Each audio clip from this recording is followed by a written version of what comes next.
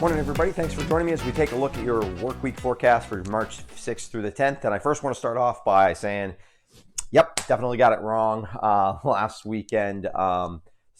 Definitely felt like I was locked in on the pattern. Definitely what happened essentially is energy did transfer a little faster and a little stronger than anticipated. The dry slot sort of did get in here, but it didn't have any warm air with it, and it was not as significant a dry slot as many have been this winter.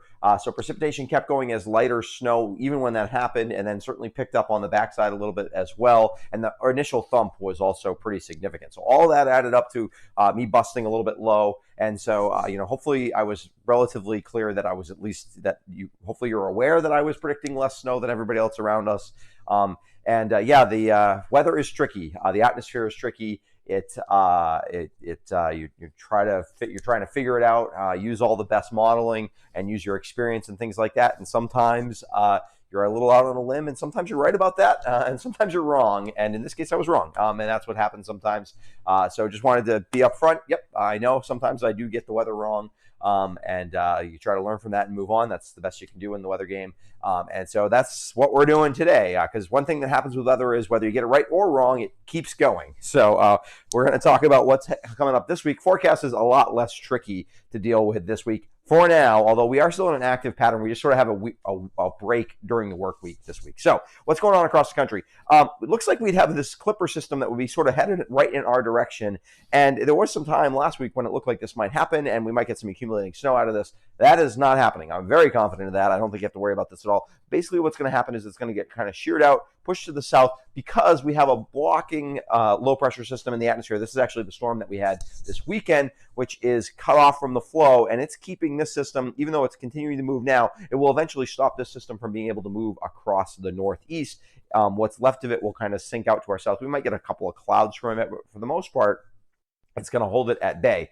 What is going to happen, the only precipitation we might get this week comes when this system continues to pinwheel some areas of clouds and even a little bit of moisture in our direction potentially tomorrow. Now, when I say moisture, this is not anything that's going to accumulate, nothing that you're going to have to worry about on the roads, nothing like that. But there could be a few flurries around tomorrow afternoon and the evening as we get a piece of this that kind of pinwheels towards us off of this cutoff low. Eventually it will move, but for now it's kind of stuck there. A little bit different situation if you're in eastern Maine, where there is some definite chances of accumulating snow out of the system. But for us, that's not the case. It is keeping it is helping enhance the wind a little bit, which is why we're a little breezy this morning. We'll be kind of breezy throughout the day today.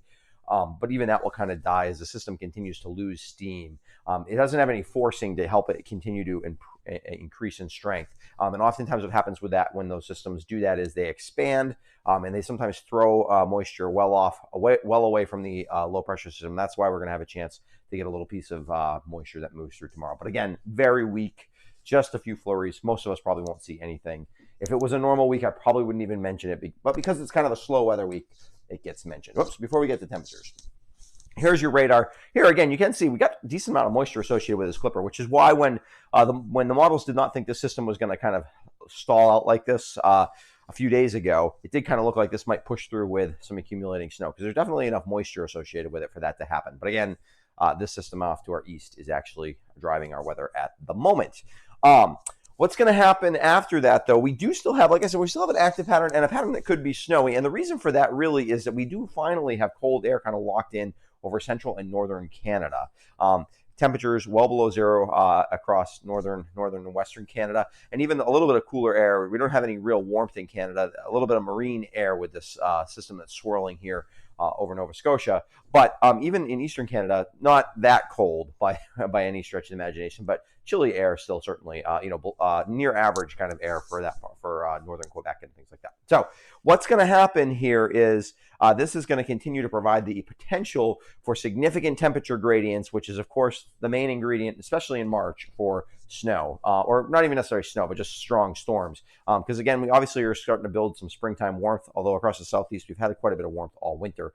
We do have a little bit of warmth associated with on the backside of that clipper system, kind of driving the weather there. This is going to get pushed out to the south. We're going to stay either average or a few degrees below average for most of this week. We haven't had many weeks like that this year, so it sort of feels like we've actually been colder for the beginning of March than we were for a lot of February, but it's been a weird winter, so that's why. But again, this sets the stage so that this weekend we have a chance of a significant storm this weekend. Lots of varieties of outcomes on exactly how that storm develops. Most of them do include us seeing mostly, if not all, at least mostly snow. But how much precipitation we get, whether the storm actually develops in such a way that we get precipitation or not, is very much undetermined at this point. Models are kind of right now all over the place on it, which is not that unusual 6 to 7 days out. And also, models have not consistently modeled it. One thing that's been consistent is there's a pretty good chance of some sort of system near the Northeast. It'll probably develop close to us as well. Those can sometimes be the hardest in terms of not so much precipitation type, but exactly how heavy the precipitation will get, how quickly, because it depends on exactly when the storm develops and things like that. So I'm sure there will be lots of details to work out with that this weekend, another chance to be right or wrong on a forecast. But for now, relatively quiet. Let's take a look at that overall forecast throughout the week.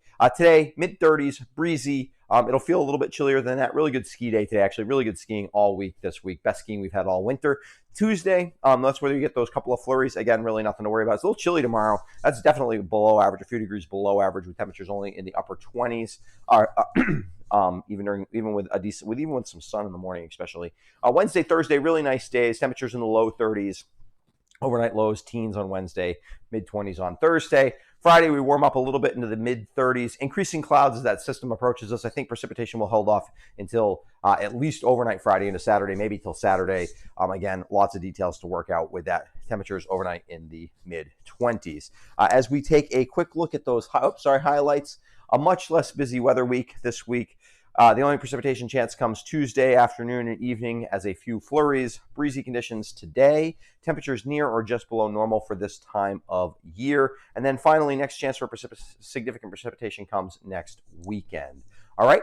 Thanks for joining me. Thanks for my new subscribers. I know a bunch of you subscribed over the last couple of weeks here. I would encourage you, if you haven't subscribed, to continue to do that, because this week I probably will have, I'm going to tell you my next certain forecast is Friday morning for your weekend update. But if the system over the weekend looks like it's coming together at all, I will certainly be back with details. So I would anticipate probably Thursday morning, maybe even Wednesday morning, depending on how quickly the models are getting settled on things, that I'd be back with a video. And if you subscribe, you'll know exactly when that video comes out, and you won't have to search around on the internet for it or anything like that. You can just have it. If you hit the little bell, you'll get a notification to your phone. You can just watch the forecast when it comes out. Also want to give a quick shout out to my patrons. They help support what I do here at the West River Weather Guy. They help improve the graphics, all the kinds of things, make all that stuff happen, and I really appreciate them. And so yeah, if you're interested in becoming a patron, there's a link in the description below. All right, like I said, I'll be back definitely on Friday, but probably before that. So yeah, subscribe.